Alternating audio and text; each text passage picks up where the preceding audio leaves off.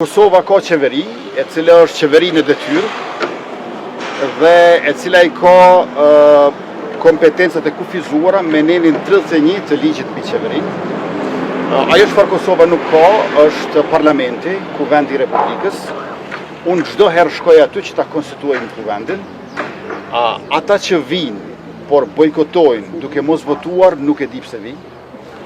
Por bindjen time, ardhja në vazhdimin e seancës dhe bojkotimi i votimit, politikisht është sjellje e papërgjegjshme, juridikisht është shkelje e kushtetutës, me qenë se pika 128 e aktgjykimit gjykatës kushtetuese nga 26 gushti vitit 2014 thotë që të gjithë, përkatësisht secili deputet, duhet të votoj për, kundër apo abstenim, sepse konstituimi i kuvendit nuk është përgjegjësi vetëm e mazhorancës, vetëm e fituesit të zgjedhjeve, por të gjithëve.